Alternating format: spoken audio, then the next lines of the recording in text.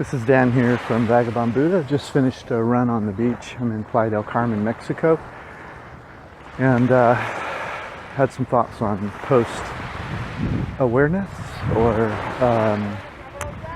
the place of being I am. And once you find that place, you will be a perception of sorts, and you will have a mind, but you won't be your mind. There'll be some disassociation with the belief that you are every thought that comes into your head, and you'll find that there's a greater listening or source of wisdom behind that, and there's a million different ways to describe that consciousness. And that's not my purpose here. I just want to talk about something else once you are there. Once you are in that I am consciousness, and thought will come into your mind. Your mind will have a thought. Of course, you'll be the I am, and you will understand that that's a thought your mind's having. And your personality is a set of thoughts that were believed, and so from day one of that self-awareness that you have a mind, but you're not a mind, that who you are is paying attention to a mind from time to time. While you're in that place, when a thought happens, many of those thoughts will just be of little interest to you, and so they'll float by without paying any attention really, and you'll be alive, and your experience, and it will just continue, and you'll continue from a watcher space of I am. But once in a while, a thought's going to pop up, and it's going to capture your attention. The mind is a very clever entertainer, if you will, both with negative thoughts and positive, mostly negative, honestly, for most people. But eventually a thought will pop up, and when you're new in the awareness of I am, and that you have a mind, but you're not your mind, that it's more likely that you'll believe that thought, and that a thought will have emotions attached to it that you feel deeply about, and that's why it grabs the attention. It's those thoughts that you feel deeply about that are able to reassociate you with your mind. And so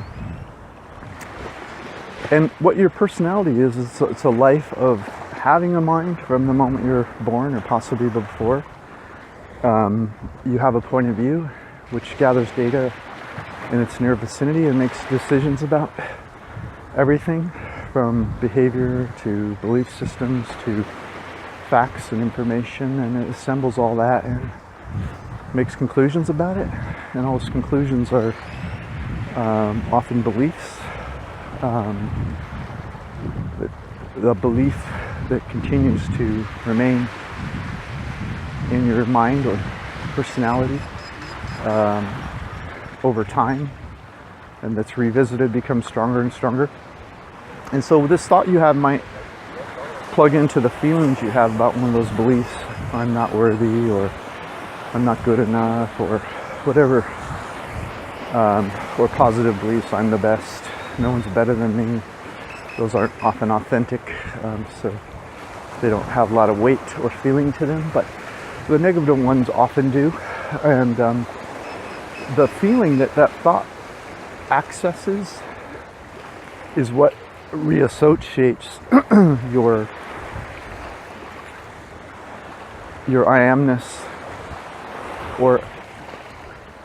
or makes the I amness believe that you are your mind, and that's where you were before you learned that you had a mind and you weren't one. And so in the early days, you'll you'll have thoughts, and when they happen, you'll notice, because you'll start to feel pain often, and when that pain comes,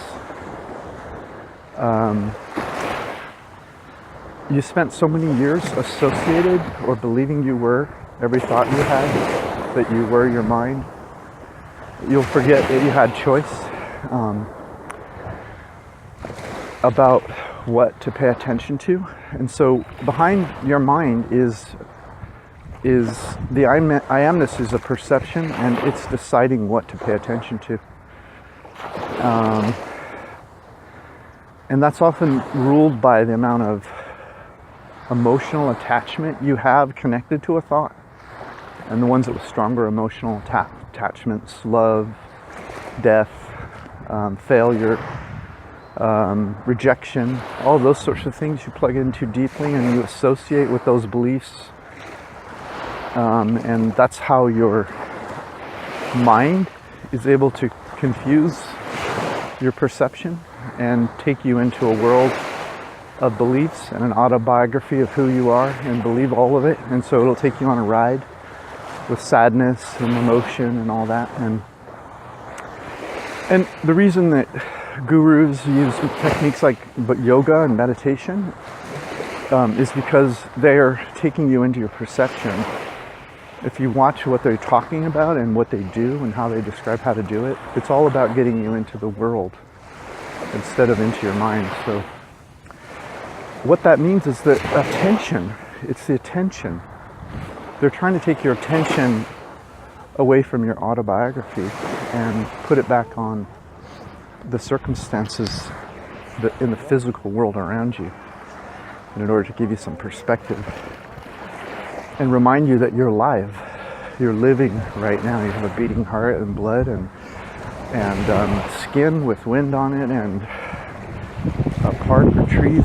They want to bring you back to the physical world. That's what meditation and yoga is about.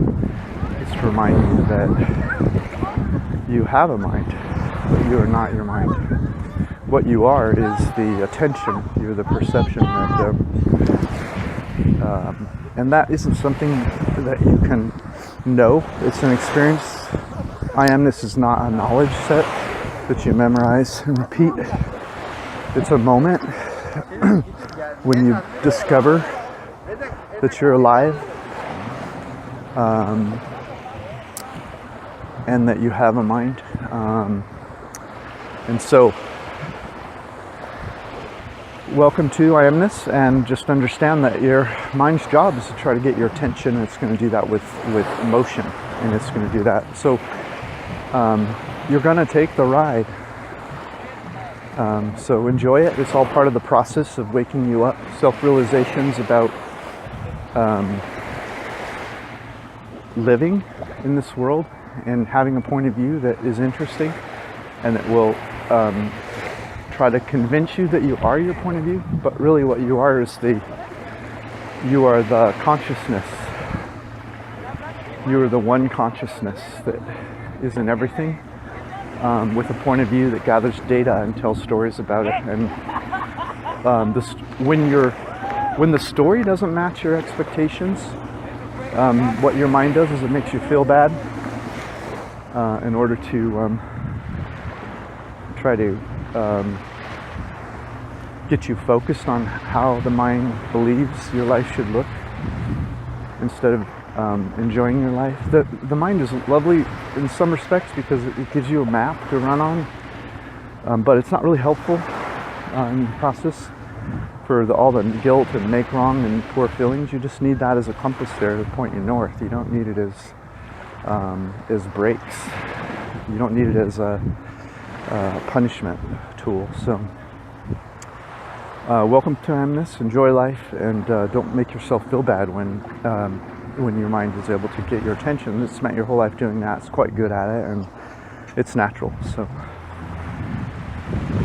when that happens, just find yourself in the physical world.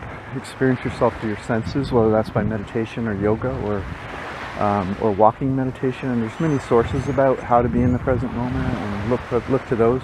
And enjoy your awakening. This is Dan from Vagabond Buddha. Have a great day.